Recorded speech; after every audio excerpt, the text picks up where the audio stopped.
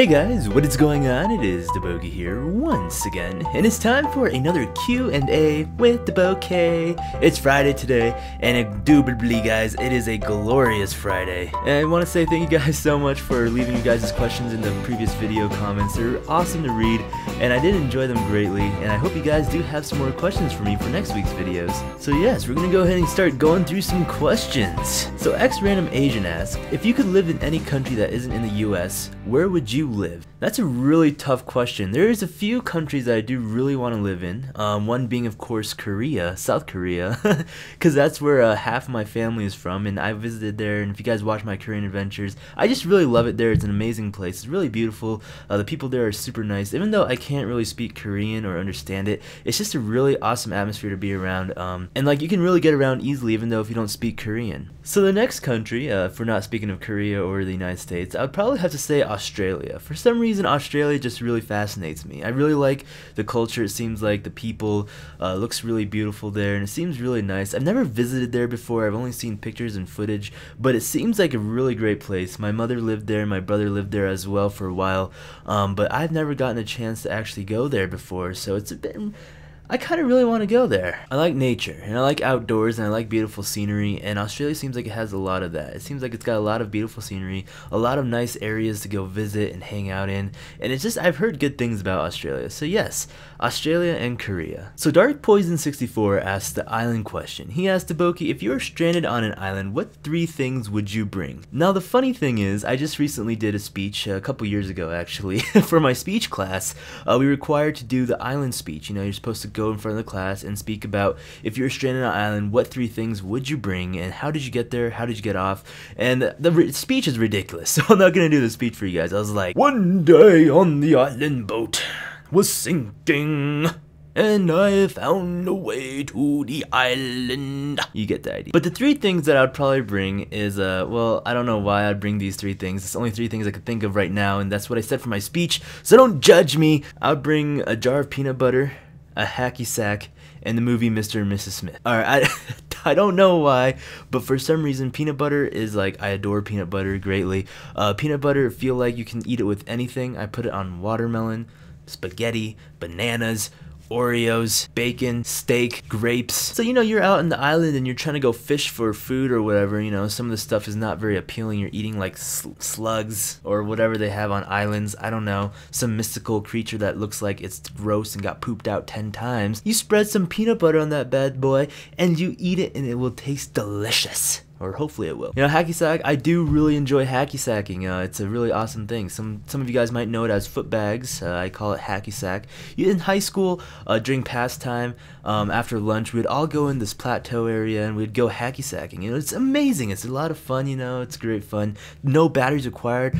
Sometimes you do have to replace your hacky sack because people like to kick it with all of their might, and it really sucks when the beads or sand inside just goes and it really is sad. Mr. and Mrs. Smith, I know I don't even have a DVD player out there or a movie player, computer or screen, but I can just look at it and be like, this was such a great movie. But yes, those are the 3 things that I'd bring up with me if I was stranded on an island. So Lance Huntley asks, what is the thing you regret most in life? And apparently his is not eating the last cookie. Well, you know, when we look back in our life, there's a lot of things that we do regret. There's a lot of things that we wish we could have changed or a different path we took.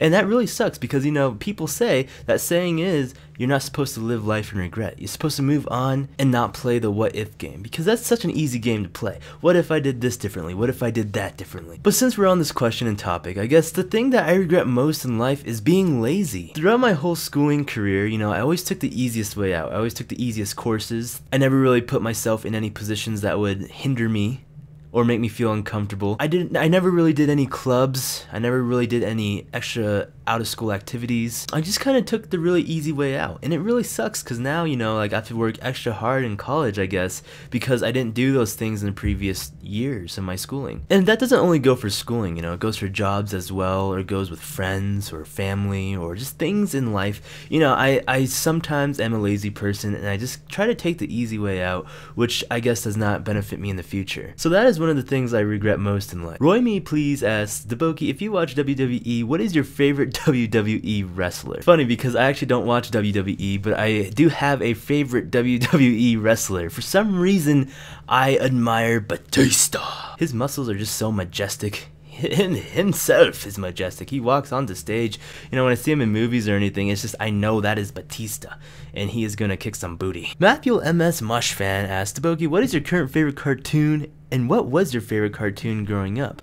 Well, right now I don't really have a favorite cartoon. Don't really watch that much TV anymore, but before, I have to say, when I was younger, Pokemon. I mean, I could safely say most of our favorite cartoons was Pokemon. You know, that's just an amazing show. You know, the original 150 Pokemon or so when Ash Ketchum just met Pikachu for his first time, and I have that on VHS right now sitting under my TV. It's Pokemon number 1. That was probably my favorite episode of Pokemon. I still remember, I think I cried even when like Ash was like getting shocked by Pikachu. He's like, Pikachu, don't you hurt me. And Pikachu was being stubborn and just shocking the crap out of Ash. And Ash was like, no, you know, I'm gonna train you, and you're not gonna be in a Pokeball, but you're gonna be on a leash. And you know, it was a really touching episode. Anyways, so yeah, Pokemon is probably my favorite cartoon. AQ Player 222 asks, DaBoki, what is your favorite flavor of chips? Now, my favorite chips of all time, guys, is Dorito Nacho flavored chips. Bon appetit. I guess going off of chips, Jinmin978 asked DaBoki, what is your favorite flavor of Pringles? Now, Pringles are so good. My favorite Pringles are the originals. I feel like with Pringles, you just have to do the original flavor, because yeah, once you pop, the fun don't stop, son. Manga Girl 881 asked, DaBoki, what is one day you will never forget? You know, there's a lot of days that I cannot ever forget. And the funny thing is that you asked this. I don't know if you guys do this, but I was gonna make a separate video on this, my wall of memories. But if you guys notice right there, I do have a lot of memories stored up on my wall. It's a little fun thing I like to do is just store memories, things that happen throughout my days, and if I think they're like meaningful and awesome, I put it up on my wall. So I have like movie stub tickets or letters or notes or things that I turned in from school. I guess it just helps me remember those days I don't want to forget. But there is one day that's not up on my wall actually that I will never forget. And that is the day that Tammy came for the first time and visited me from California. So for those of you guys that don't know, well, long story short, I'm not going to explain this like 500 times already. I know I explained it a lot. I met Tammy on MapleStory, and she lived in California, I lived in Colorado, but the day that I never forgot was the first day she visited me in Colorado. I remember picking her up from the airport, and the funny thing is that I practiced driving to the airport with my friend because it's kind of far from my house at DIA, Denver International Airport, and I went there like so many times practicing picking her up. You know, I'll be like practicing my speech, you know, I'd make when I saw her walking up the escalators. And you know, that day that came about May 13th 2008, that is the day that I picked up Tammy from the airport, and it was probably one of the greatest days, and it's the day that I just can never forget. It was a day that, you know, I was scared, I was confused, I was nervous, I was excited. You know, I was scared because I didn't want it to be some 50-year-old man walking up the escalator and be like, my name is Tammy, I'm here to be your lover. That was something I was afraid of. Another thing I was nervous is I was hoping she would like me still after she saw me, because this was the first time we were meeting together, and you know, 5 years ago. Wow, time really does fly. But yeah, so that was probably the day that I never forgot. It was an amazing day. You know, it's funny because like you think it'd be so awkward, but like right when we saw each other, we just knew each other, like instantly. It was like we've known each other for so many years already before. But definitely, that is a day that I will never forget. The last question goes to database guidance. He asked, DaBoki, what's the best way to stay positive in bad times? We all have bad times. It's natural to have bad times. That is what life is all about. It's about bad times, it's about good times, sad times, happy times. It's about times that makes us who we are. Now, how we stay positive in bad times is that we have to look for the goodness in the bad. You know, that's always easier to say than to be done, right? But in my previous video, I mentioned about bad times or problems being opportunities to open new doors. View problems as an opportunity. View those bad times as an opportunity to do something new.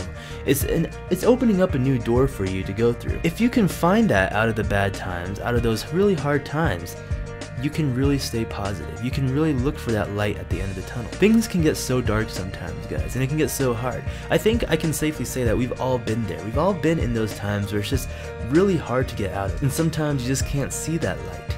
And sometimes you feel like there is no light. But just think of it this way. If you've been in the dark so long and you go out into the light, you know, like when you slept, right, and you're sleeping and it's all dark, and then you like the lights are shining on you and it's so bright you can't even see.